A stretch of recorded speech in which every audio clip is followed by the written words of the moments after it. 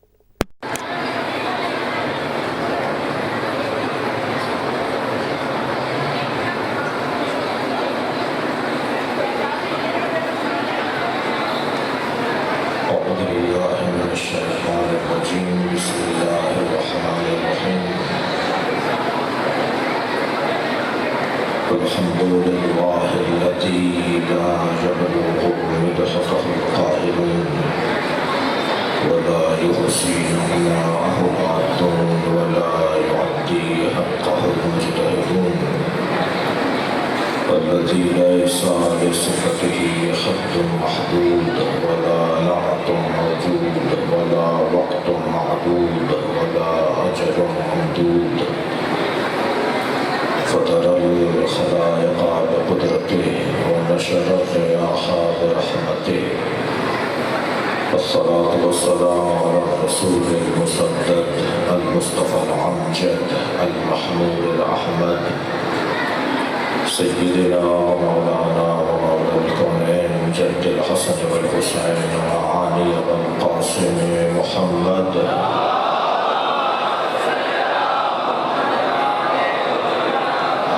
وآله الطيبين الطاهرين المعصومين الذين قال الله إنما يريد الله ليذهب عنكم الرجس أهل البيت ويطهركم تطهيرا،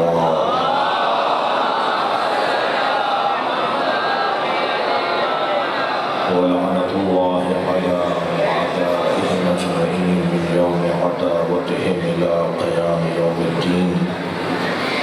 أما بعد، قال الحكيم في القرآن الكريم بسم الله الرحمن الرحيم إن الذين يكتمون ما أنزلنا من البينات والهدى من بعد ما بيناه للناس أولئك يلعنهم الله ويلعنهم اللاعنون. صلوات.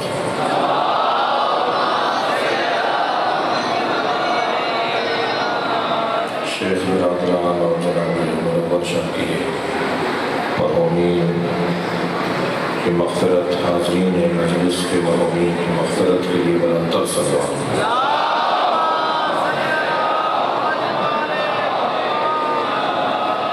حاجات کی برابری، مشکلات کی برطرفی، سعادت مندیوں کے لیے، رزق میں اضافے کے لیے بلندتر صلوات.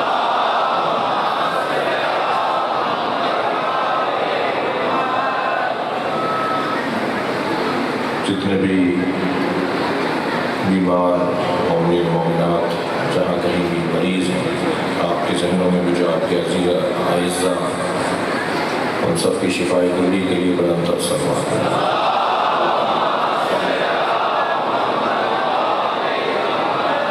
سورہ مبارکہ بقرہ کی 159ویں آیت 159۔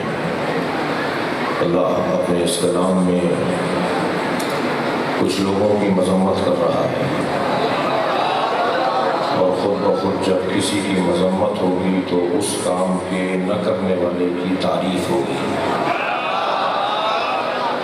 ان الذین یکتمون ما انزلنا من البینات والہدی، وہ لوگ کہ جو چھپاتے ہیں روشن دلیلوں اور ہدایت کے نازل ہو جانے کے بعد ان پیغامات کو کہ جو لوگوں کے لیے بیان کر دیے گئے، اولئک یلعنہم اللہ، اللہ ایسے لوگوں پہ لعنت کرتا ہے۔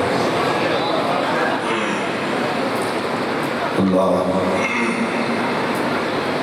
اور لعنت کرنے والے لوگ ایسے لوگوں پر لعنت کرتے ہیں جو اللہ کی طرف سے نازل ہو جانے والے پیغامات، واضح روشن پیغامات کو چھپاتے ہیں۔ اللہ ان پر لعنت کرتا ہے اور لعنت کرنے والے لعنت کرتے ہیں۔ پہلی بات یہ ذہن میں رہے کہ لعنت کوئی دہشت گردی نہیں ہے۔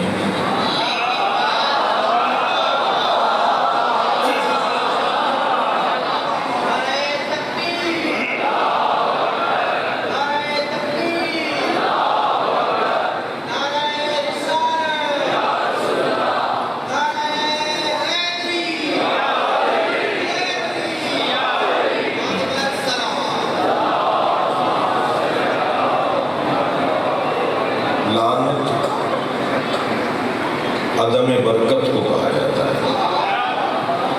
جن کی زندگیوں میں برکت نہیں ہوتی وہاں لعنت ہوتی ہے،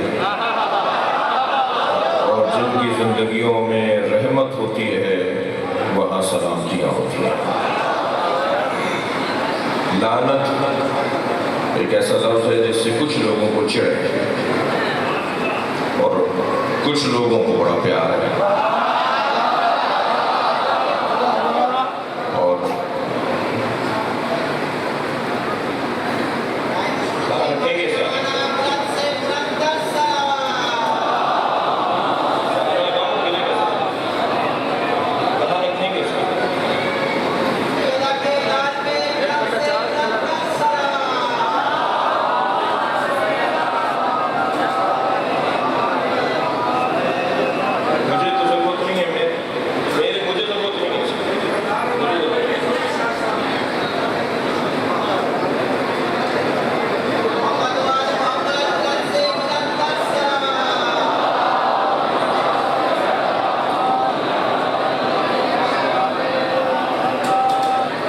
اس سے بہتر اور بلند صلوات نبی کر دیں۔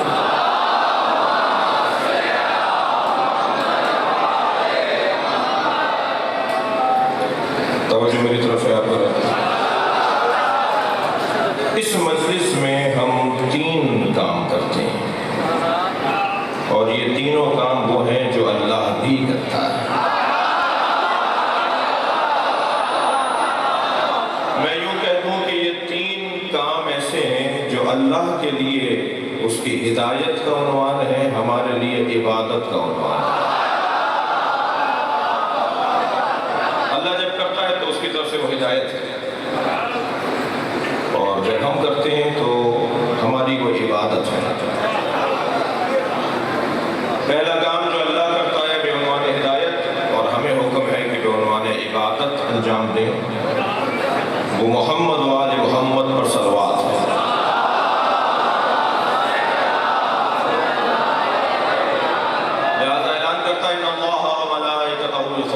علی النبی، اللہ اور ملائکہ نبی پر صلوات بھیجتے ہیں۔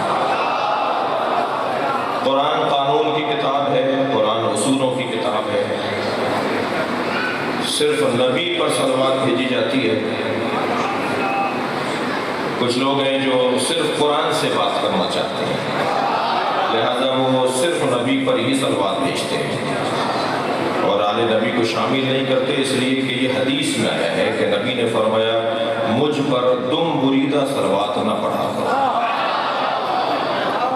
مجھ پر صلوات پڑھو، تم میرے آل کو میرے ساتھ ملاؤ. تو کہنے لگے جی تو حدیث میں ہے، آیت میں دکھائیے.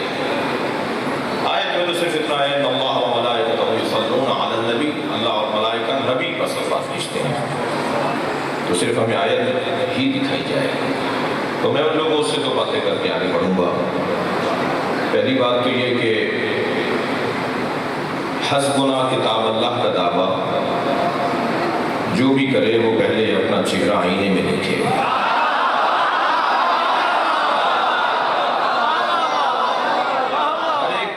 ہر ایک کو روا نہیں ہے، جائز نہیں ہے کہ یہ دعویٰ کرے. یہ لفظ اچھا ہے مگر ہر ایک کے لیے اچھا نہیں ہے. اگر کوئی ایسی بات جو مجھ سے سجتی ہے یہ بچہ بول دے تو کہا جائے گا بیٹا تم اپنے قد سے اونچی بات کر رہے ہو، تمہاری یہ حیثیت نہیں ہے کہ تم یہ والی بات کرو. یہ والی بات کہ ہمیں کتاب خدا کافی ہے، جملہ اچھا ہے مگر مصطفیٰ کے منہ سے اچھا لگتا ہے.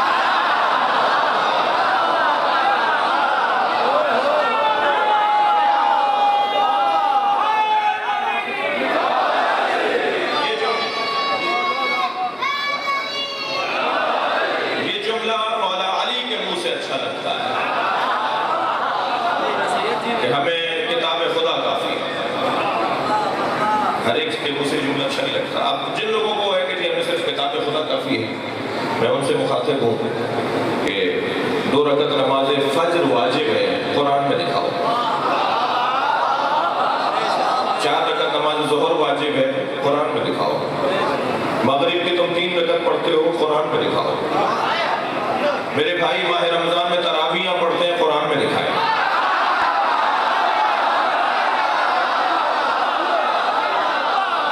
ایک لمبی فہرست حج کے جو طریقے، جو حج کے مناسک ہیں کہ پہلے احرام باندھا جائے گا، پھر احرام باندھنے پہ 24 چیزیں حرام ہو جائیں گی، پھر مکہ پہنچ کے خانہ کعبہ کا 7 چکر طواف کریں گے، پھر مقام ابراہیم پہ نماز پڑھیں گے، پھر سعی کریں گے، پھر تفسیر کریں گے. یہ جو ترتیب اور یہ جو اعمال اور مناسک ہیں یہ قرآن میں کہاں لکھے ہوئے ہیں؟ ایک مناظرہ چل رہا ہے سوشل میڈیا پر. ایک صاحب ہیں، مجھے نہیں پتا وہ کس سوچ کے ہیں، وہ پرویزی ہیں، وہ احمدی ہیں، کون ہے مجھے نہیں پتا، لیکن مناظرہ کر رہے ہیں. وہ قرآن سے بنی اسرائیل کے اوپر ان کی بڑی گفتگو چل رہی ہے. جی وہ کہتے ہیں کہ قرآن سے دکھاؤ. وہ ہر بات اچھا، پھر مقابلہ اور مناظرہ بھی انہی سے ہو رہا ہے جو یہ دعویٰ 1400 سال سے کرتے آ رہے ہیں ہمیں قرآن کافی ہے. تو آپ جواب دیں. آپ تو یہ پرانا نعرہ لگا رہے تھے نا کہ ہمیں قرآن کافی ہے، تو آپ جواب دیں. میں نے پیغام بھیجا کہ ان سے کہے کوئی ہم سے بات کرے.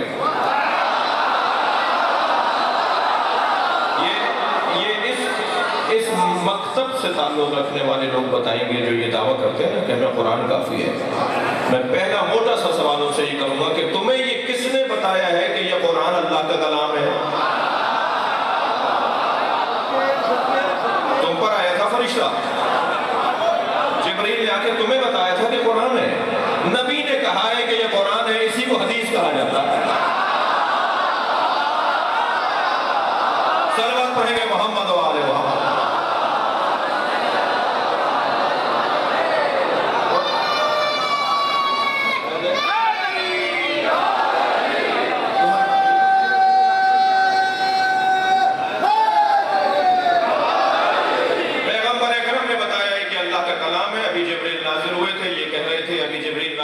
یہ پیغام لائے تھے. نبی حدیث کی صورت میں بتا رہے ہیں کہ اللہ کا کلام کیا ہے. یہ کمال عصمت مصطفیٰ ہے کہ حدیث کو حدیث بولتے ہیں، قرآن کو قرآن بولتے ہیں. اگر نبی حدیث کو قرآن بول دیتے تو میرے اور آپ کے اندر تو صلاحیت نہیں ہے کہ ہم کہتے کہ یا رسول اللہ یہ قرآن ہے، یہ حدیث نہیں ہے. نبی نے کہا یہ حدیث ہے، نبی نے کہا یہ قرآن ہے. جو نبی نے کہا یہ قرآن ہے، ہم نے قرآن مان لیا، جو نبی نے کہا یہ میری حدیث ہے، ہم نے حدیث مان لی۔ توجہ کر رہے ہیں؟ کلمہ پڑھ لینا اسلام نہیں ہے، نبی کی بات کے آگے تسلیم ہو جانا اسلام ہے۔ کچھ لوگوں کو حضرت ابو طالب کا کلمہ نظر نہیں آ رہا، میں ایمان ابو طالب پر بات کرنا توہین ابو طالب سمجھتا ہوں۔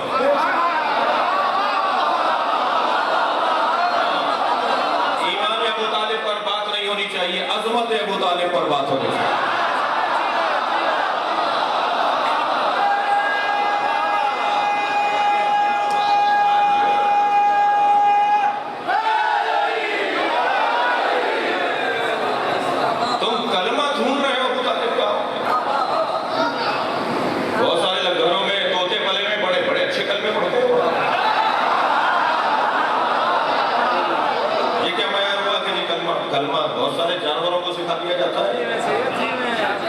زبان سے الفاظ کی ادائیگی کو کلمہ نہیں کہتے، دل سے نبی کے آگے تسلیم ہونے کو کلمہ کہا ہے۔ دنیا ابو طالب کا کلمہ ڈھونڈتی ہے، کلمہ ابو طالب کو ڈھونڈتا ہے۔ جب تک ابو طالب سامنے نہیں آئیں گے کلمے کا اعلان نہیں ہوگا، نبوت کا اعلان نہیں ہوگا، اور جب ابو طالب چلے جائیں گے تو مکہ چھوڑ دوں گا، اس لیے کہ حمایت کرنے والا نہیں رہا۔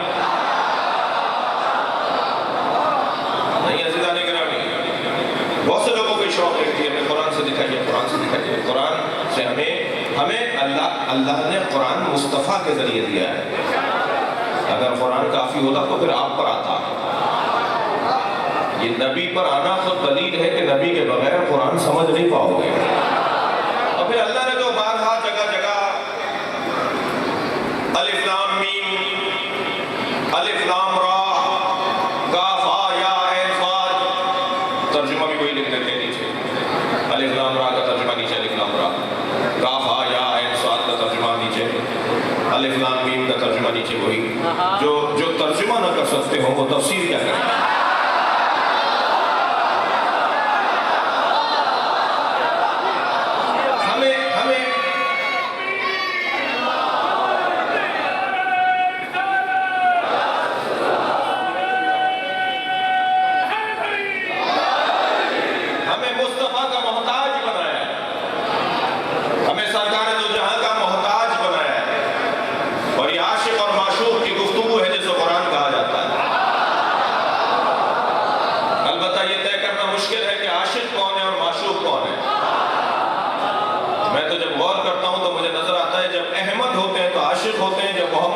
معشوق ہوتا ہے۔ عاشق اور معشوق جب گفتگو کرتے ہیں تو کچھ کوڈ ورڈ پہ بات کرتے ہیں، کوئی اور نہ سمجھ نہیں پائے تو وہ کوئی اور نہیں سمجھ رہا الف لام میم کا کیا مطلب ہے۔ تو قرآن مجید ہر چیز قرآن سے، قرآن تو ہمیں نبی کے ذریعے ملا ہے، اور جب سرکار کے زمانے میں قرآن محتاج مفسر ہے تو بدرجہ اولا نبی کے بعد محتاج مفسر ہے۔ کسی کے حوالے کر کے جائیں نبی اس کتاب کو تاکہ وہ اس کی حفاظت کرے۔ شیعوں کا 40 پارے کا قرآن 10 پارے فلاں کی بکری کھا گئی، بکری تمہاری ہے، جواب ہم دیں؟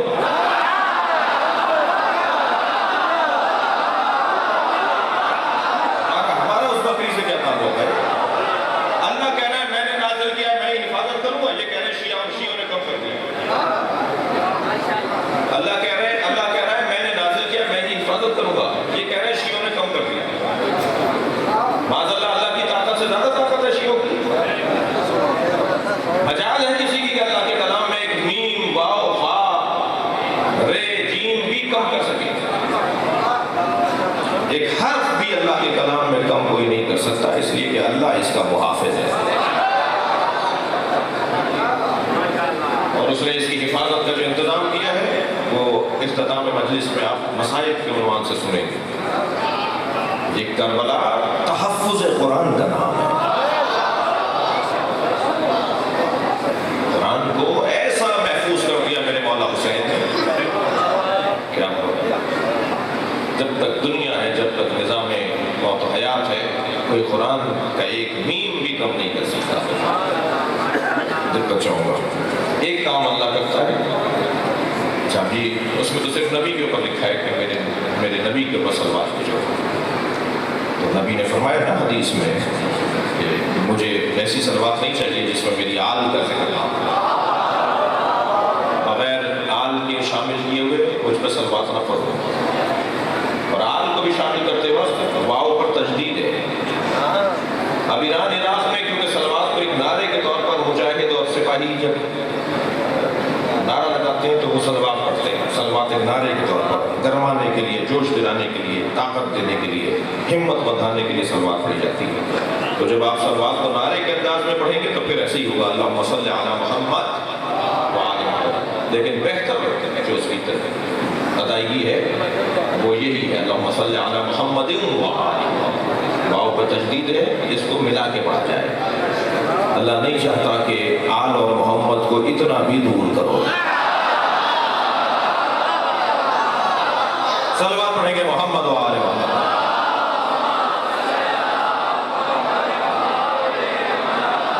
ایک کام اللہ کرتا ہے ہم بھی کرتے ہیں، تھک تو نہیں رہے میری بات. اللہ نبی پر اور نبی پر صلوات بھیجتا ہے اور فرشتے بھیجتے ہیں. ہمیں بھی اللہ نے حکم دیا یا ایھا الذین آمنوا صلوا علیہ وسلموا تسلیما. تم صلوات بھی بھیجو اور سلام بھی بھیجو. تم صلوات بھی بھیجو، سلام بھی بھیجو. ایک کام ہم اس مجلس میں یہی کام ہے، ابھی اب تک کوئی 10 دفعہ تو صلوات پڑھ لی ہم نے، اور اختتام تک مسلسل صلوات. جب بھی کوئی ہمیں اچھی بات لگے گی ہم صلوات کی صورت میں آل محمد کو یاد کریں گے. اور دوسرا کام جو اللہ کرتا ہے انما الغیب للہ فانتظروا انی معکم من المنتظرین. غیب اللہ کے لیے، انتظار کرو، اللہ بھی تمہارے ساتھ انتظار کر رہا ہے.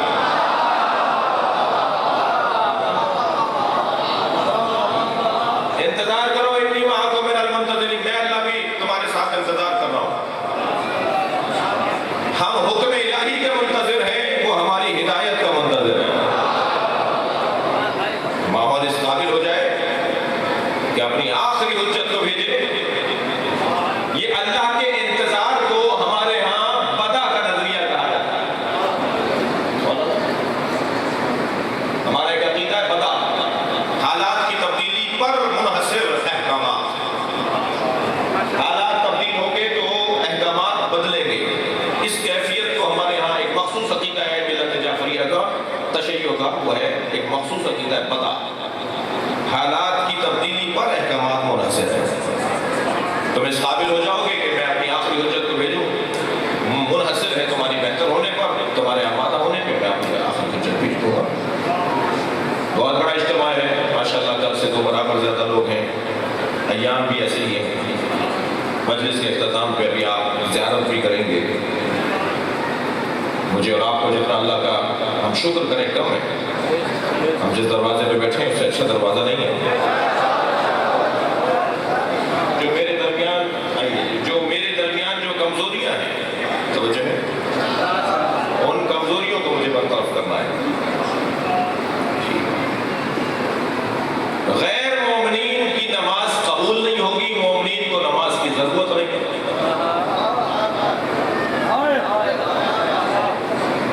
نہیں گئی میری بات. جو اہل بیت کو نہیں مانتا اس کی نماز تو اس کے منہ پہ ماری جائے گی. مجھے اہل بیت کو مانتا ہے اس کو نماز کی ضرورت نہیں ہے. جی تو پھر اللہ نے نماز ایسے ہی نازل کی ہے. اللہ نے قرآن مجید میں جو نماز کے احکامات نازل کیے اور حکم الہی کے طور پر نماز کو واجب قرار دیا گیا. جی اہل بیت کے دشمنوں کی نماز ضائع، اہل بیت کے چاہنے والوں کو ضرورت نہیں. یہ آوازیں آتی ہیں نا کہ ہمیں نماز پڑھنے کی چاہیے، ہمیں تو پکی پکائی مل جائے گی. پکی پکائی کچھ نہیں ملے گی، ہمیں پکانا پڑے گی، ہمیں محنت کرنا پڑے گی. اللہ کا کسی سے نہ پڑوس ہے نہ رشتہ داری. لہذا ایک ایسا فریضہ ہے جس میں میری قوم کمزور ہے. ایک ایسا فریضہ ہے، واجب ہے، جس میں میری قوم کمزور ہے. اور اگر میری قوم کے غالب لوگوں کو یہ بات سمجھ میں آ جائے کہ یہ واحد عبادت ہے جس میں طہارت بھی ہے، زکوٰۃ بھی ہے، خمس بھی ہے، جہاد بھی ہے، تولا بھی ہے، تبرع بھی ہے.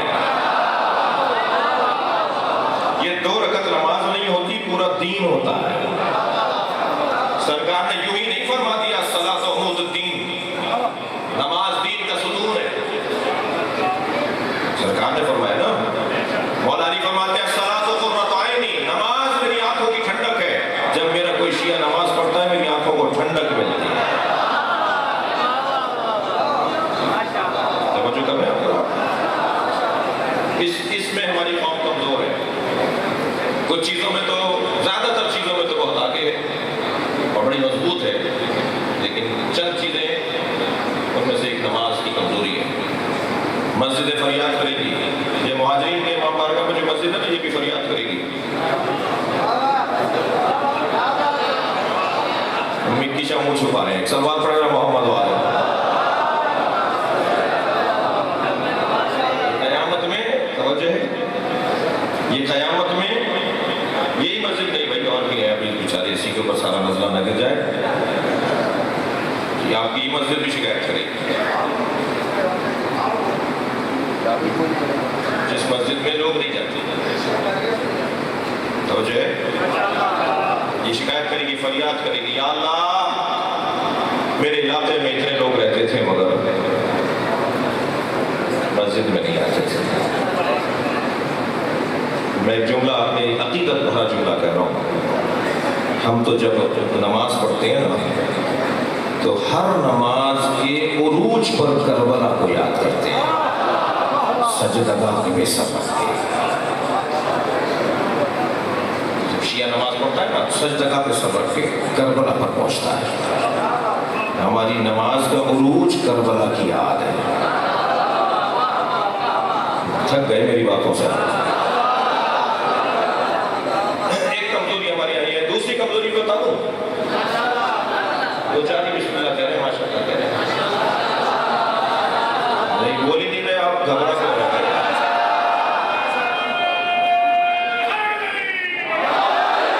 دوسری کمزوری میری قوم کی ہے قرآن سے دوری. یہ بات ذہن میں رہے، کوئی اگر ناراض ہوگا میری صحت پہ اثر نہیں پڑے گا. دوسری کمزوری میری قوم کی ہے قرآن سے دوری.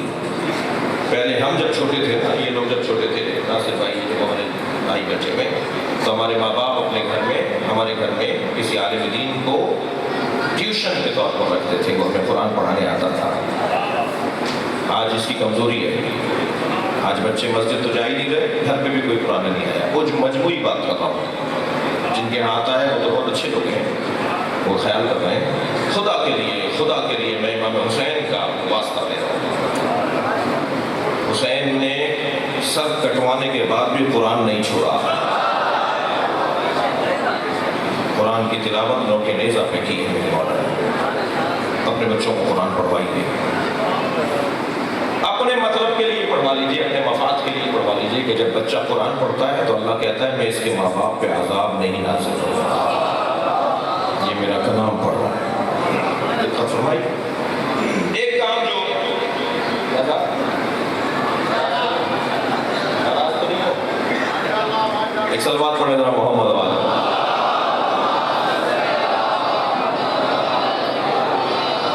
انشاءاللہ پیش نماز رکھا جائے گا.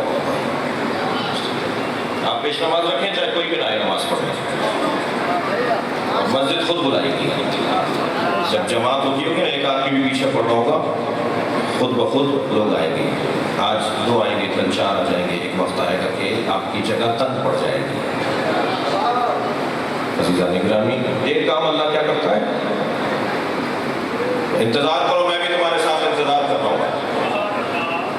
تیسرا کام بتا دو. تیسرا کام جو اللہ کرتا ہے، ان الذین یکتمون ما انزلنا من البینات والہدی، جو واضح روشن دلیلیں آ جانے کے بعد اور انسانوں پر ان کے بیان ہو جانے کے بعد بھی حقائق کو چھپاتے ہیں، اللہ ان پہ لعنت کرتا ہے اور لعنت بھیجنے والے لعنت کرتے ہیں. آپ جا کے دیکھیے، کچھ لوگ شیعہ ہوئے، ان میں سے ایک شیعہ کہتا ہے کہ جی میں نے جب یہ آیت پڑھی نا سورہ بقرہ کی، تو میں نے سنیوں میں ڈھونڈنا شروع کیا، میں نے مسلمانوں میں ڈھونڈنا شروع کیا، میں نے دیوبندیوں میں ڈھونڈنا شروع کیا کہ لعنت کون سے لوگ کرتے ہیں. تو جس سے پوچھا کہ لعنت ہم نہیں کرتے، لعنت نہیں کرنی چاہیے، بری بات، کسی پہ لعنت نہیں کرو. حتی بعض اوقات تو لعنت اگر خطبے میں پڑھ دی جائے. یعنی ہم پڑھتے ہیں تو بعض جگہ میں ایسا اتفاق ہوا ہے کہ لوگ کھڑے رہتے ہیں. ہم قائل نہیں ہیں لعنت کرنے کے. حتیٰ یزید پر بھی لعنت کرنے کی مسلمانوں میں ایک طبقہ ہے جو قائل نہیں ہے.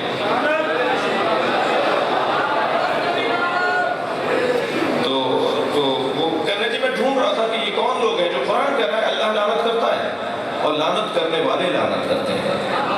تو میں ڈھونڈتے ڈھونڈتے شیعوں کے سینٹر میں گیا. میں نے ان سے پوچھا کہ آپ کس پہ لعنت کرتے ہیں؟ تو انہوں نے کہا ہم اہل بیت کے دشمنوں پہ لعنت کرتے ہیں. تو مجھے کچھ تسلی ہوئی کہ ایک گروہ ہے کہ جو لعنت اپنے مذہب کا حصہ مانتا ہے, اپنے دین کا اصول مانتا ہے لعنت کرنا. تو میں ایک اور دوسرے بھائیوں کے پاس گیا. آپ لعنت کرتے نہیں, ہم کسی پہ لعنت نہیں کرتے, ہم کسی پہ لعنت نہیں کرتے. جی لعنت لوگوں کو, لعنت کس پر ہے بھائی؟ بس ایک جملہ سن کے میں ایک منزل آگے بڑھا. قرآن کی آیت ہے نا کہ لعنت اللہ کرتا ہے اور لعنت کرنے والے لعنت کرتے ہیں. تو لعنت کرنے والے کون ہیں اور لعنت کون کرتا ہے اور اللہ نے کس پہ لعنت کی ہے؟ آئے مباہلہ پڑھ لے, کھل جائے گا. جو بھی اہل بیت کے مقابل آتا ہے اللہ لعنت کرتا ہے.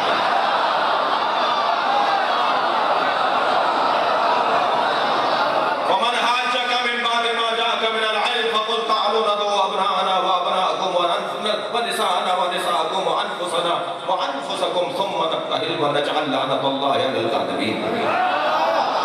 اے میرے حبیب ان سے کہہ دو کہ ہم اپنے بیٹوں کو لاتے ہیں, تم اپنے بیٹوں کو لاؤ.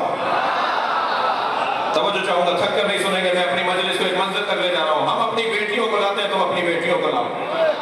توجہ چاہوں گا اس ترجمے کے اوپر. ہم اپنے جیسوں کو لاتے ہیں, تم اپنے جیسوں کو لاؤ. انفسنا, ہم اپنے جیسوں کو لاتے ہیں, تم اپنے جیسوں کو لاؤ. مسلمانوں میں ایک بہت بڑا طبقہ ہے جو خواہش رکھتا ہے تو کہے کہ نبی ہم جیسے ہیں. میں ان لوگوں سے مخاطب ہوں, جب تم کہتے ہو نبی ہم جیسے ہیں تو کبھی نبی نے بھی کہا کہ کوئی مجھ جیسا ہے؟ سرکار نے صرف علی کو کہا یہ مجھ جیسا ہے. این مصطفیٰ, این مصطفیٰ, مصطفیٰ جیسا وجود. یہ قرآن کی آیت ہے. فخر الدین رازی اہل سنت کا بڑا نام ہے, سنت کا بڑا نام ہے ہمارے بھائیوں کا. فخر الدین رازی تفسیر کبیر میں لکھتے ہیں کہ علی کے فضائل بہت ہیں, مگر علی کی سب سے بڑی فضیلت یہ ہے کہ علی نبی جیسے ہیں.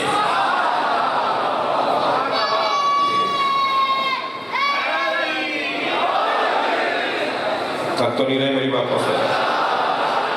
ایک بہت بڑا طبقہ ہے جو ابھی اسی الجھن میں مبتلا ہے کہ کرم اللہ وجہہ کہیں.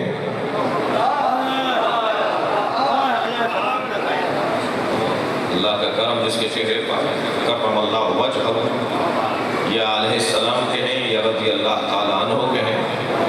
علی کو کیا بولے؟ میں کہتا ہوں جو بولو گے کم بولو گے. کیا بولو گے, کیا بولو گے؟ وہی بولو جو نبی کو بولتے ہو, وہی بولو جو نبی کو بولتے ہو. نبی نے تو ایک لمحہ بھی بغیر علی کے نہیں گزارا. جی ممبر کی زبان کا جملہ کہہ رہا ہوں, جس نبی کا سایہ نہیں تھا اسی نبی کے سائے کو تو علی کہتے ہیں.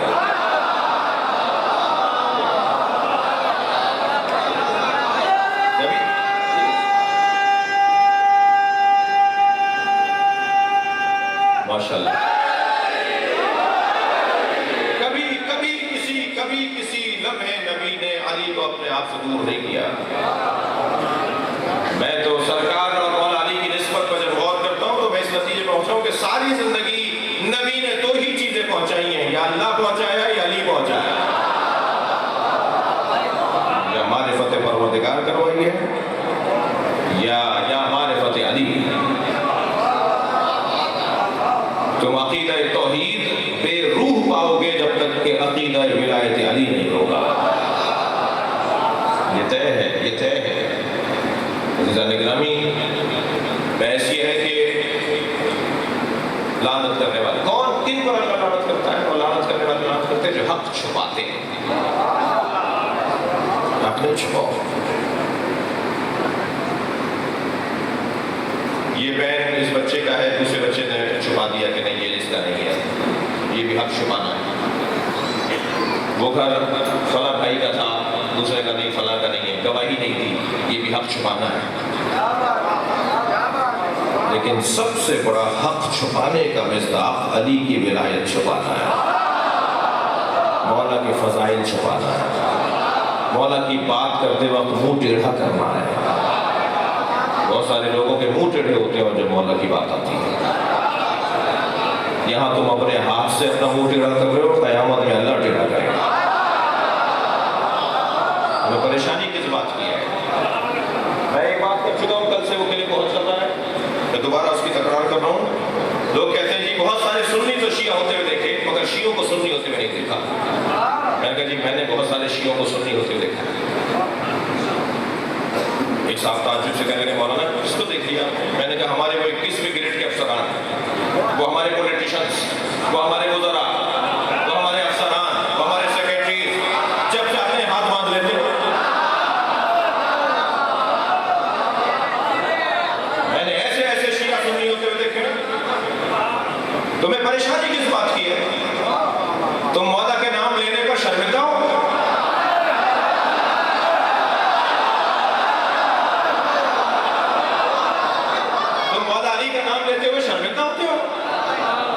شرمندہ وہ ہوگا جو علی سے دور ہے، اس دنیا میں بھی شرمندہ ہوگا، آخرت میں بھی شرمندہ رہے گا۔ تمہیں کس بات کی شرمندگی ہے؟ ہاتھ کھول کے نماز پڑھتے ہوئے گھبراتے ہو؟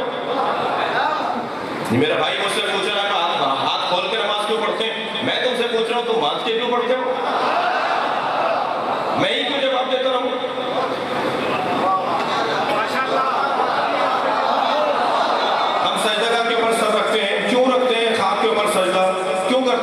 سجدہ میں کیوں جواب دوں؟ آپ جواب دیں۔ کپڑے پہ کیوں سر رکھتے ہیں؟ لاجک ہونی چاہیے، دلیل سے بات کریں نا۔ میرے مولا علی سے پوچھا گیا یا علی قیام ایک ہے، رکوع ایک ہے، سجدے دو کیوں ہیں؟ نماز میں ہر رکعت میں قیام ایک ہے، رکوع ایک ہے، سجدے دو کیوں ہیں؟ میرے مولا نے فرمایا تم نے قرآن کی آیت نہیں پڑھی؟ منہا خلقناکم وفیہا نعیدکم ومنہا خلقناکم تارۃ اخری۔ قرآن کہہ رہا ہے اسی مٹی سے بنائے گئے ہو، اسی مٹی میں دوبارہ جاؤ گے۔ پہلا سجدہ تمہاری ولادت کی یاد دلاتا ہے، دوسرا سجدہ تمہاری موت کی یاد دلاتا ہے۔ ان دونوں کے درمیان جو وقفہ ہے اسی کو زندگی کہا جاتا ہے۔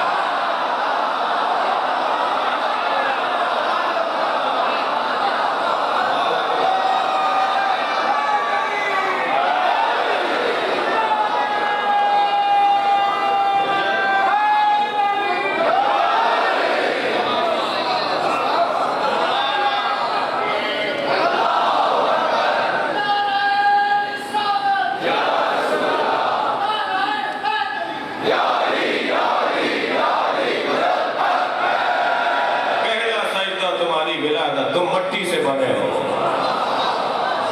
مولا علی کا فرمان۔ دوسرا سجدہ تمہیں تمہاری موت کی یاد دلاتا ہے، اسی مٹی میں جاؤ گے۔ یہ جو زندگی ہے اتنی مختصر ہے، یہ زندگی اتنی مختصر ہے، اور انتہائی مختصر زندگی استغفار پر مشتمل ہے۔ زندگی کو استغفار کہتے ہیں۔ تو ہر بات کا جواب میں نہیں دوں گا، میں اپنے بھائیوں سے سوچیں غور کریں۔ مجھے وہ سنی بڑا اچھا لگتا ہے جو کربلا میں امام حسین کے حرم میں لاکھوں شیعوں کے درمیان ہاتھ باندھ کے نماز پڑھا۔ اس کے پاس دلیل خاص نہیں ہے، اس کے باوجود بھی وہ اپنے مقصد پہ مطمئن ہے۔ آپ کے پاس تو اتنی مضبوط دلیل ہے پھر بھی آپ ہاتھ باندھ دیتے ہیں۔ مولانا عقیدہ دل میں ہونا چاہیے۔ تو پھر جب تم دنیا میں آئے تھے تو اذان کیوں کہلوائی تھی؟ جب مر رہے ہو تو جنازہ کیوں پڑھوا رہے ہو؟ بغیر جنازے کی دفن دو۔ اور جب شادی کا مرحلہ ہے نکاح کیوں کیا؟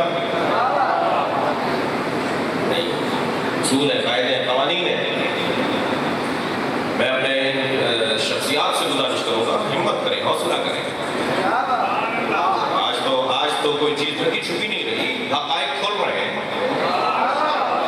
اور یقین جانیے ظہور قریب ہے، حقائق کھلتے چلے جا رہے ہیں۔ میں نے کل بھی کہا تھا تو دوبارہ تکرار کر رہا ہوں، مجھے اس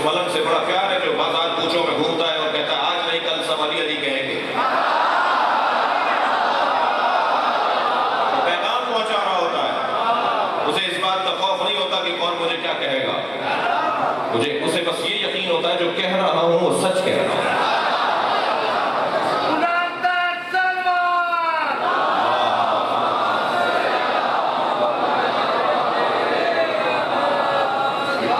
ڈاکٹر عارف علوی صاحب کو جب صدر بنایا جانے لگا تو انکوائری ہو رہی تھی علوی کیوں لکھا جاتا ہے, شیعہ ہے کیا؟ جی بات ہے, ملک شیعہ بنا سکتا ہے, ملک شیعہ چلا نہیں سکتا.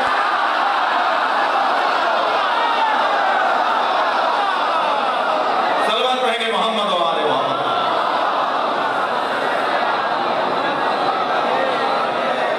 میں ریاستی اداروں سے مخاطب ہوں, میں پاکستان کے ریاستی اداروں سے مخاطب ہوں کہ آپ اپنے رویوں کو تبدیل کریں,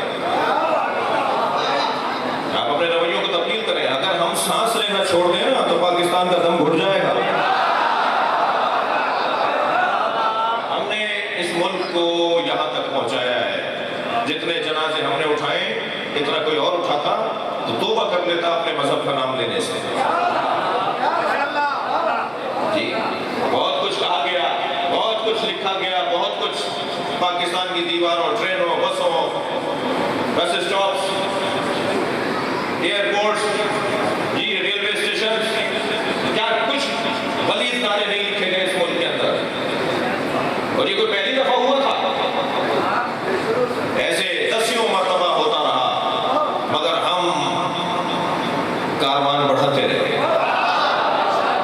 جب کاروان بیٹا سنو,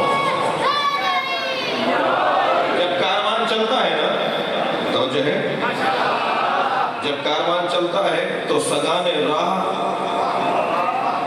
کاروان پر بھونکتے ہیں. کاروان کو بڑھنا ہوتا ہے آگے ہمت اور حوصلے کے ساتھ. میں یہ بات بارہا کہتا ہوں اور دوبارہ تکرار کر رہا ہوں کہ پاکستان میں سنی شیعہ کا کوئی مسئلہ نہیں ہے. پاکستان میں سنی شیعہ بھائی ہیں, عزیز ہیں, دوست ہیں, ایک ساتھ رہتے ہیں, رشتہ داری ہیں, پڑوس ہیں. سنی ہماری جان ہے, سنی ہمارے بھائی ہیں, ہمارے عزیز ہیں.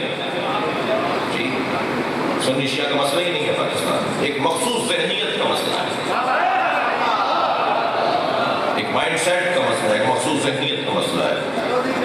جی توجہ ہے. ہم الحمدللہ سنیوں کے ساتھ بہت اچھے بڑے بڑے فورموں پہ بیٹھے ہیں. میں نے پچھلے سال جب آیا تھا موئن رضا امام بارگاہ کے اندر, تو یا اسی سال جب آیا تھا کچھ عرصہ پہلے, جب افسوس بھی عرض کیا تھا کہ ہم سنیوں کے ساتھ بیٹھے ہوئے ہیں, ہمارے سنیوں کے ساتھ دوستیاں ہیں, تعلقات ہیں, راستے ہیں.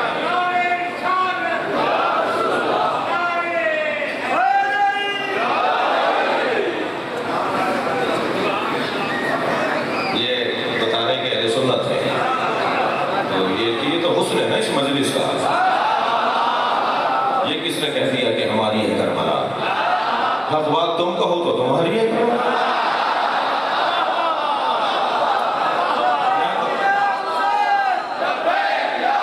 مل کر جواب دیجیے گا.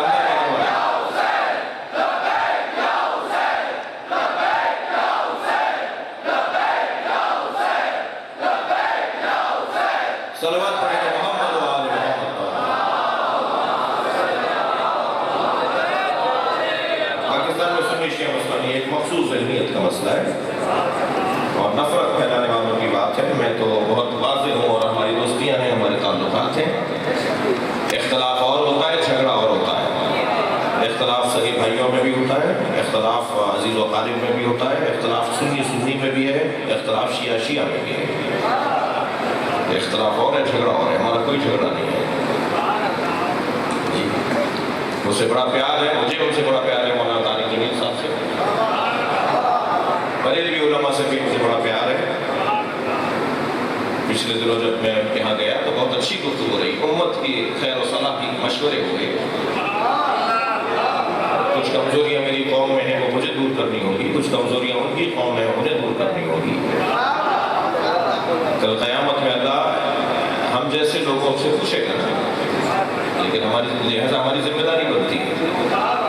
اور الحمدللہ بہتری کا سفر ہے, معاملات بہتری کی طرف جا رہے ہیں, معاملات اور اچھائی کی طرف جا رہے ہیں. مسلسل ہم بہتری کا سفر کر رہے ہیں. پھر میں دوبارہ تکرار کر رہا ہوں کہ ایک خاص ذہنیت کے لوگ جو ان کا انجام اچھا نہیں ہوتا. جس نے بھی ماضی سے لے کر آج تک اور آج بھی آئندہ بھی اگر کوئی ایسا کرے گا, جس نے بھی غیر منطقی باتیں کی, غیر معقول باتیں کی, حق چھپا کر اندھیر میں رکھ کر لوگوں کو گمراہ کیا, ان کا انجام اچھا نہیں ہوتا. بتاؤ نا, بتاؤ کہ اگر شیعہ حضرات فرض کیجئے مثلا مولا کائنات کے فضائل اس درجے پر پڑھتے ہیں تو علی کے فضائل ایسے لکھے ہوئے ہیں. بتاؤ, آپ کی اپنی کتابوں میں لکھے ہوئے ہیں. جہاں کبھی گمان لگتا ہے کہ شیعہ غلو کر رہا ہے, شیعہ علی کو آگے بڑھا رہا ہے, چڑھا رہا ہے, غلو کر رہا ہے, خدا نخواستہ معاذ اللہ اللہ اور رب بول رہا ہے, تو اللہ اور رب بولنے والے کی مذمت ضرور ہوگی, مگر یہ تجزیہ کرنا پڑے گا کہ علی کے فضائل کچھ ہیں ہی ایسے.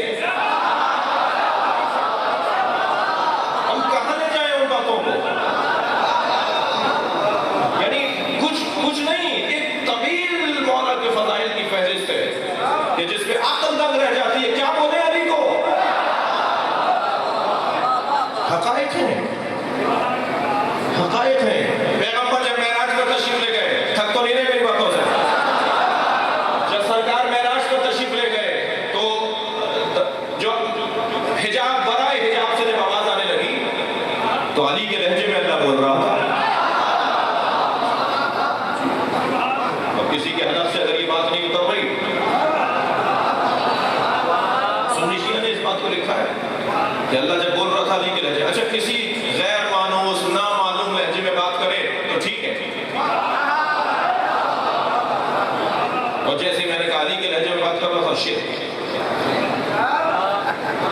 جنت کے دروازے پہ جب کنڈی بجتی ہے تو علی علی کی آوازیں آتی ہیں. اہل سنت کی کتاب کا حوالہ دے دوں, فرائض السمتین جلد نمبر 1, پہلی جلد, 2 جلدیں دہلی کتاب میں جو بڑی جس سائز میں ہے نا, اس کی 2 جلدیں ہیں. نیا ایڈیشن میں نے نہیں دیکھا. اہل سنت کے 700 سال پرانے عالم دین علامہ الجوینی کی کتاب پہلی جلد میں لکھا ہے کہ جنت کے دروازے کی کنڈی جب بجتی ہے تو علی یا علی یا علی یا علی کے بعد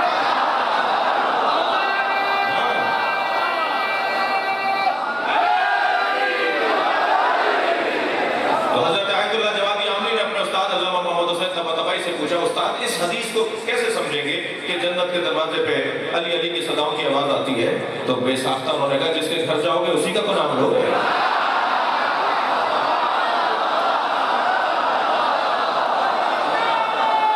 صلوات پڑھیں گے محمد و آلہ.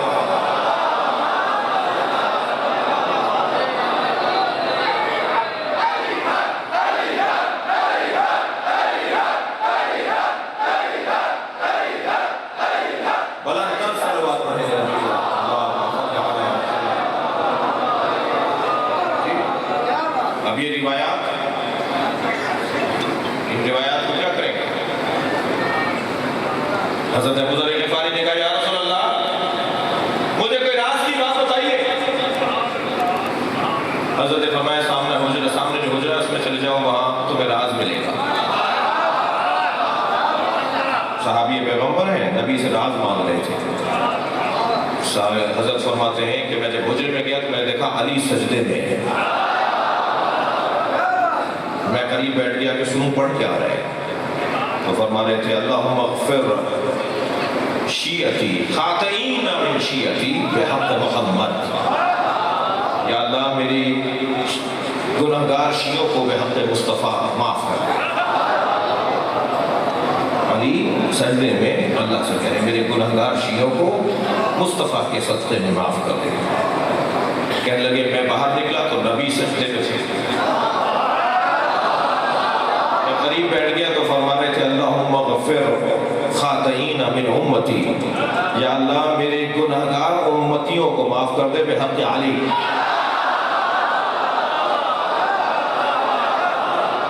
علی کے صدقے میں میرے گناہگار امتیوں کو معاف کر دے.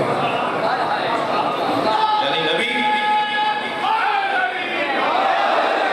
اللہ سے دعا مانگتے تو علی کو کا واسطہ دیتے, علی اللہ سے بات کرتے تو نبی کا واسطہ دیتے. یہ تو ابھی فضائل کا باب نہیں ہے. میرے مولا جا رہے ہیں ایک سفر کے اوپر, راستے میں ایک یہودی ساتھ ہو گیا. وہ पूछा हजरत आप कहाँ जा रहे हैं? मौला को नहीं पहचानता था।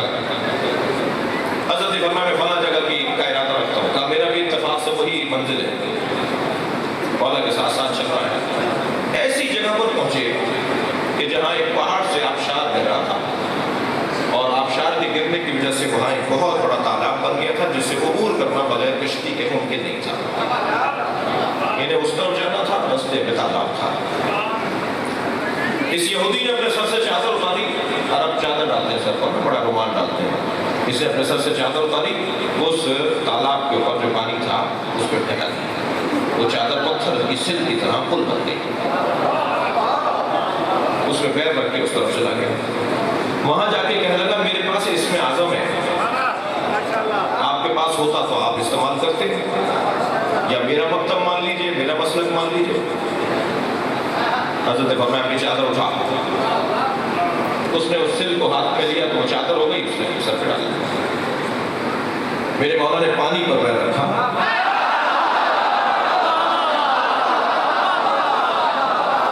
मेरे मौला ने पानी पर पैर रखा और पानी पर पैर रखकर ऐसे गुजरे जैसे पुल से गुजर रहे हैं। उस जानिब जाके खड़े हो गए। ये दंग हो गया, कहने लगा मेरे पास इसमें आजम था, मुझे चादर डालना पड़ी, आपको किसी चीज की जरूरत भी नहीं हुई, आपके पास कौन सा इसमें आजम है? हजरत ने फरमाया पहले तुम बताओ तुम्हारे पास क्या है? कहने लगा मेरे आबा व अजदाद से जिसने ऐसी ऐसी रियासतें की हैं उन्हें इनाम के तौर पर ये इसमें आजम मिलता है। जब हम किसी इंतहाई मुश्किल में आते हैं तो हम अल्लाह को आखिरी नबी के वसी अली का वास्ता देते हैं।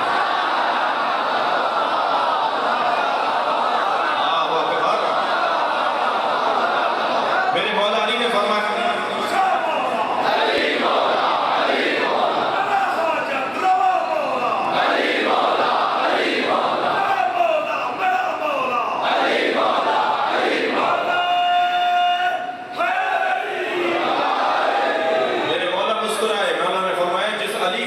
तुम अल्लाह को देते हो वो मैं खुद अली हूं। अब ये तो मैं बहुत जल्दी जल्दी जो मैं आपसे अर्ज कर रहा हूं, यानी एक तवील वाक़यात की फहरिस्त है, फज़ाइल और मनाक़िब अहले बैत की एक तवील फहरिस्त है। इनके बयान पर तो उलझेगा जो जिसकी बुनियादें मजबूत नहीं होंगी। कच्ची पक्की पढ़ने वाला तो मैट्रिक की बातें हजम नहीं कर पाएगा ना। तो फिर ये जो हमारे पर ये गुरु करते हैं, शिर्क करते हैं, अली को माज़ा, अली को अल्लाह नहीं मानते हम। वो शिया ही नहीं है जो मौला अली को अल्लाह मानता। ये मेंबर शियों का मेंबर है, नौसैरियों का नहीं है।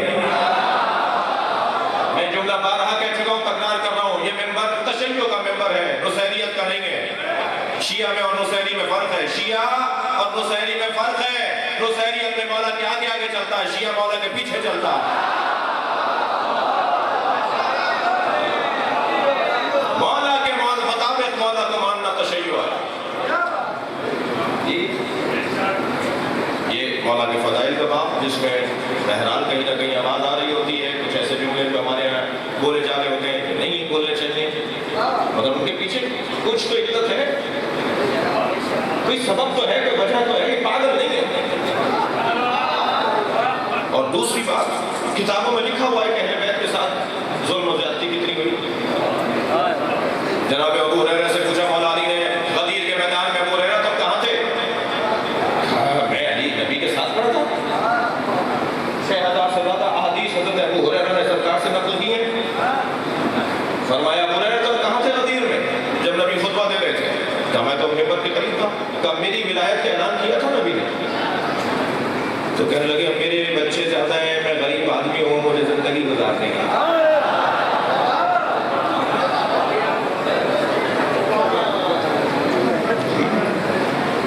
अनस इब्न मालिक से मेरे मौला ने पूछा अनस तुम कहाँ थे?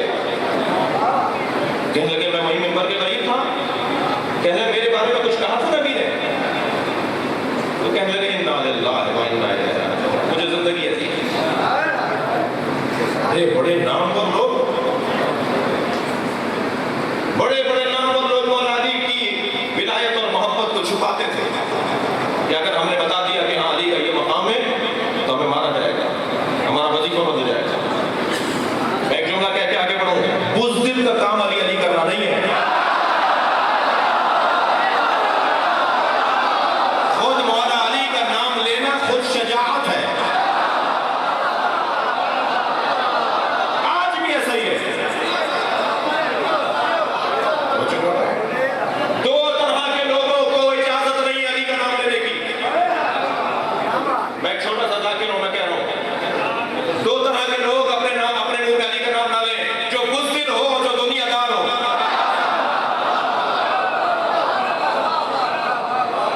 پیسے کی خاطر جو زندگی گزارتا ہو، کرسی کو جو اپنا رب مان لیتا ہو،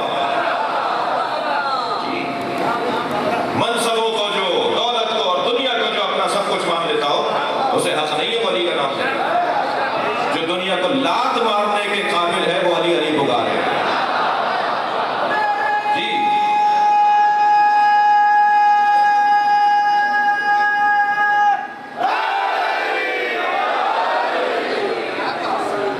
توجہ کر رہے ہیں؟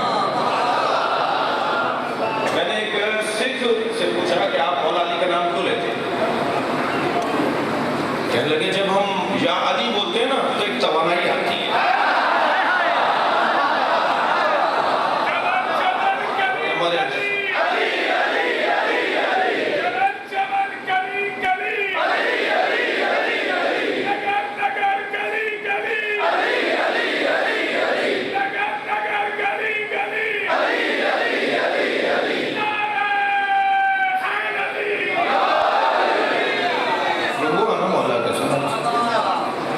اہل بیت کے ساتھ ہوا نا کہ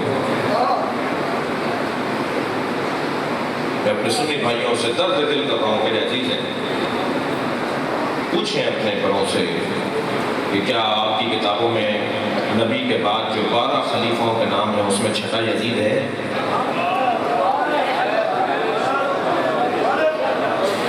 ہر مذہب کی کتابیں اس مذہب کی ترجمان ہوتی ہیں، لکھا ہوا یا نام نہیں؟ نبی کے بعد نبی کے جانشینوں میں یزید تو ہو، حسین نہ ہو۔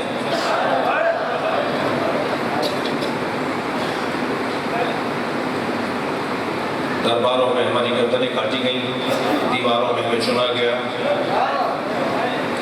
ہمارے ساتھ جو ظلم و زیادتی اس ملک میں ہوئی پوری دنیا میں ہوئی۔ آج امارات کے اندر ہمارے ساتھ کیا ہو رہا ہے، سعودی عرب میں ہمارے ساتھ کیا ہو رہا ہے، لوگوں کو نکالا جا رہا ہے صرف نام کی بنیاد پر۔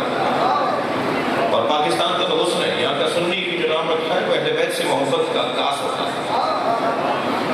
یہاں پہ سنی کے نام بھی وہی نام ہوتے ہیں جو اہل بیت کے چاہنے والوں کے نام ہونے چاہیے۔ سنی بھی تو اہل بیت کا چاہنے والا ہے، بلکہ بعض اوقات تو ہمیں اہل سنت کی حقیقت جب نظر آتی ہے تو ہم احساس کرتے ہیں کہ بعض چیزوں میں ہم کمزور ہیں، اہل سنت زیادہ مضبوط ہے بعض چیزوں میں۔ یہاں کا سنی بھی نام اچھا وہاں وہ لوگ سمجھتے ہیں یہ سارے شیعہ ہیں، لہٰذا انہیں بھی سنیوں کو بھی نکالا جا رہا ہے، صرف اہل بیت کے نام ہیں۔ جنہیں سمجھ میں نہیں آتا نا ماضی میں ایسا ہوا ہوگا، انہیں اب تو سمجھ میں آنا چاہیے نا کہ جب اب ہو رہا ہے تو ماضی میں کیا ہو رہا ہوگا۔ بہت ظلم ہوا ہے اہل بیت کے چاہنے والوں کے ساتھ۔ یہ جو کاروان یہاں تک پہنچا ہے، آج اس وقت شاید آپ کئی ہزار کی تعداد میں مجلس میں ہیں، باہر سارا روڈ بھرا ہوا ہے، خواتین کی تعداد ہزاروں کی تعداد میں دونوں تینوں طرف خواتین ہیں، اتنی بڑی تعداد میں لوگ ہیں۔ یہ ایک مجلس ہے اور پورے پاکستان میں امام کی روانگی کی مجلسیں ہو رہی ہیں، اتنی بڑی تعداد میں جو آج آپ جمع بیٹھے ہیں، اس کے پیچھے ایک ہسٹری ہے۔ اور یقین جانیے میں بڑے اطمینان سے کہہ دیتا ہوں، آج اگر مولانا طارق جمیل گلدستہ اہل بیت کے نام سے اہل بیت کی عظمت کی پر کتاب لکھ رہے ہیں، آج اگر میڈیا پر اور مختلف جگہوں پر اہل بیت کی عظمت کا بیان ہمارے بھائی علماء کی زبان سے جاری ہو رہا ہے، اس میں ایک بڑا سبب آپ کی عزاداری ہے، آپ نے متوجہ کیا ہے۔ آپ عزادار حسین کی طرف متوجہ کرنے میں اذان کا کام کرتے ہیں، جیسے اذان متوجہ کرتی ہے نا نماز ہو رہی ہے، نماز کا ٹائم ہو گیا ہے، ایسے ہی ماتم متوجہ کرتا ہے کہ حسین کوئی ہے، اور آپ کا ماتم لوگوں کو راغب کرتا ہے امام حسین کی طرف، اہل بیت کی طرف۔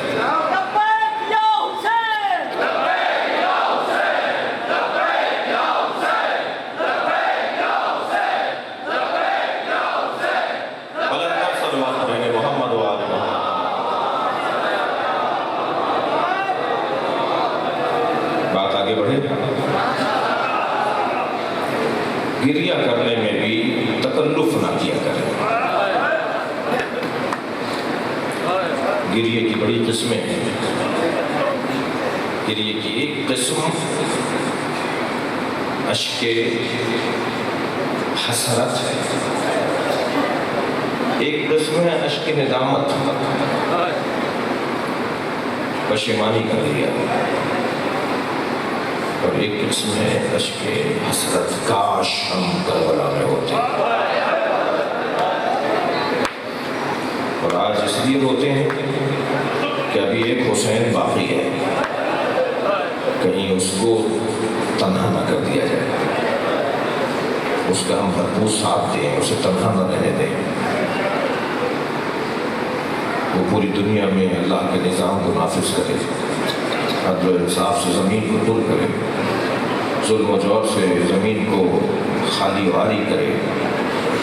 ایک حسین ابھی زندہ ہے، اور جب اس حسین کی شہادت ہوگی تو امام حسین ہی ان کی نماز جنازہ پڑھائیں گے۔ یہ وہ عقیدہ ہے جسے رجعت کا عقیدہ کہتے ہیں، کہ پوری دنیا پر امام حسین کی حکومت ہوگی۔ دقت چاہوں گا عزیزو، گریہ کرنے میں تکلف نہ کریں، اور جب مجلس میں بیٹھیں تو اپنی آوازوں کو آزاد رکھیں۔ اگر ہمارے بھائیوں کی فلاں شخصیت رونے والوں کو کوڑے مارتی تھیں، رونے والوں کو منع کرتی تھیں، رونے نہیں دیتی تھیں، تو فلاں شخصیت سے کسی طور میرے امام، میرے ائمہ، ہمارے ائمہ کم نہیں ہیں، بلکہ عظمت، تقویٰ، پرہیزگاری، قربانی، اہل بیت کی نسبت، نبی سے نسبت کی بنیاد پر سب سے افضل ہے۔ اگر کسی نے رونے سے روکا ہے نا تو میرے چھٹے امام نے رونے کا حکم دیا ہے۔ میں سمجھا رہا ہوں اپنے بھائیوں کو، اگر کسی نے رونے سے روکا ہے تو میرے 8ویں امام نے رونے کا حکم دیا ہے۔ یا بڑا شبیب، جب تمہیں غم دنیا گھیر لے تو دنیا کے غم میں نہ رونا، اپنے دل کو مطمئن کرنے کے لیے حسین پر رونا۔ پوچھنے لگے، اے فرزند شبیب، تم کربلا گئے ہو؟ کہا مولا نہیں، کربلا نہیں گیا۔ حضرت نے فرمایا ہمارے چاہنے والوں کی نشانی ہے کہ وہ ہر شب جمعہ کربلا جائے، اگر وسائل نہ ہو تو ہر مہینے کربلا جائے، اگر وسائل نہ ہو تو سال میں ایک دفعہ کربلا جائے، اور اگر یہ بھی وسائل نہ ہو تو زندگی میں ایک دفعہ حسین کو سلام کرنے ضرور جائے۔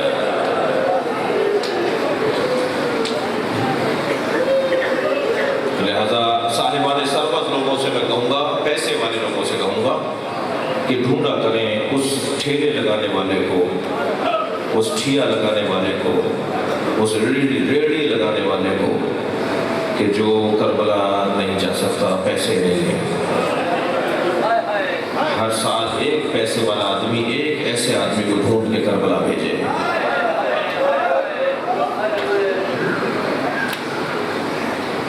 وہ جب جائے گا نا کربلا، اس کی زیارت ہی کچھ ہوگی۔ مجھے کربلا میں ایک زائر ملا، مجھے کہنا آپ پوچھیں گے مجھ سے کہ میں کرتا کیا ہوں؟